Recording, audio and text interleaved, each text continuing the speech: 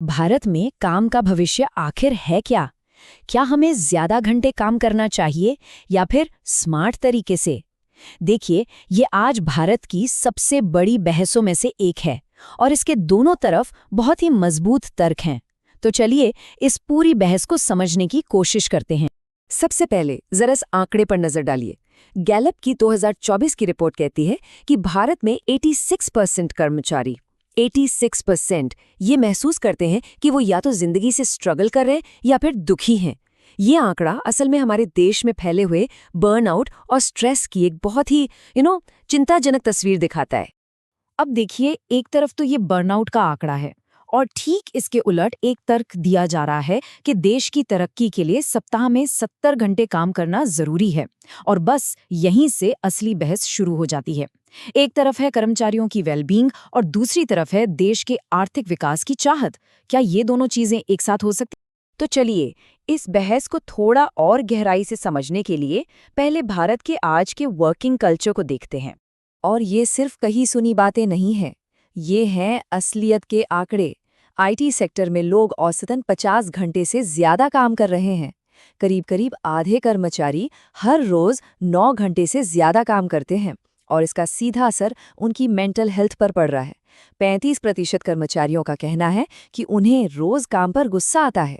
तो यहाँ एक बहुत जरूरी सवाल उठता है, क्या घंटों की गिनती ही प्रोडक्टिविटी का असली पैमाना है या फिर कोई और इससे बेहतर रास्ता हो सकता है?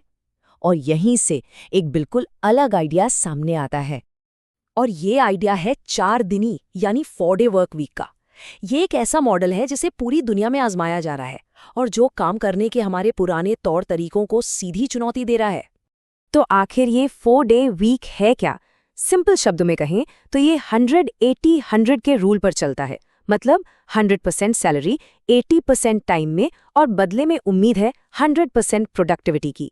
इसके पीछे का आइडिया ये है कि जब समय कम होता है तो लोग ज्यादा फोकस के साथ काम करते हैं। और हाँ, ये सिर्फ कोई थ्योरी नहीं है, इसके रिजल्ट्स कमाल के हैं।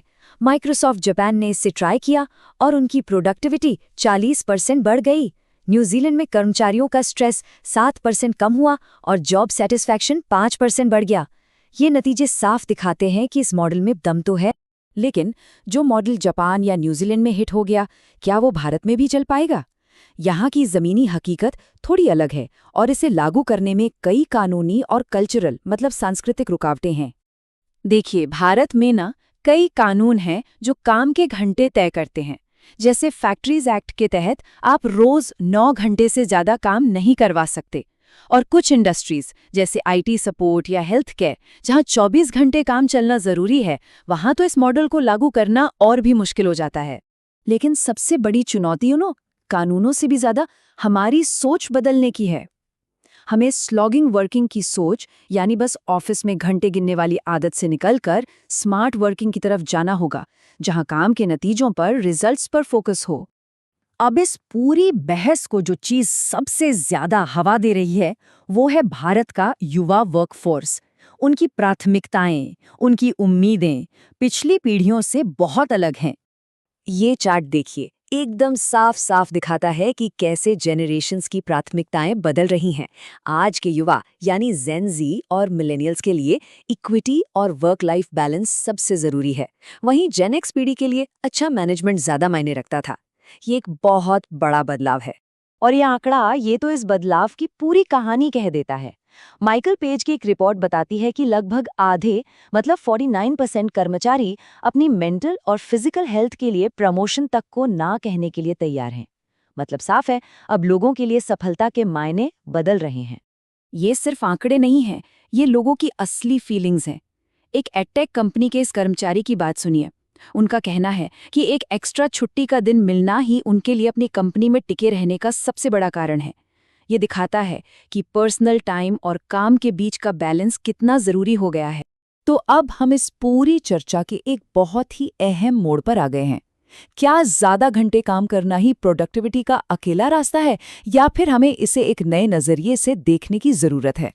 और मजे की बात यह है कि साइंस भी कम ही ज्यादा है वाली आइडिया को सपोर्ट करता है। स्टैनफोर्ड यूनिवर्सिटी की एक स्टडी बताती है कि हफ्ते में 50 घंटे काम करने के बाद प्रोडक्टिविटी तेजी से गिरने लगती है और 55 घंटे के बाद तो आउटपुट लगभग 0 हो जाता है। मतलब ज्यादा घंटे काम करने का मतलब सिर्फ थकावट है, ज्यादा काम नहीं। ये टेबल असल में इस पूरी बहस का सार है, निचोड़ है।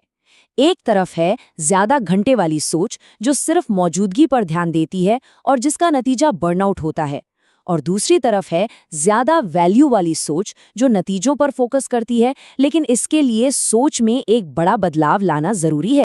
और आखिर में ये सवाल हम सबके सामने है, भारत को कौन सा रास्ता चुनना चाहिए? क्या हमारा भविष्य ज्यादा घंटे काम करने में है या फिर काम की वैल्यू और कर्मचारियों की भलाई को प्राथमिकता देने में? इसका जवाब ही तय करेगा कि आने वाले कल में भारत में काम करने का तरीका क्या होगा।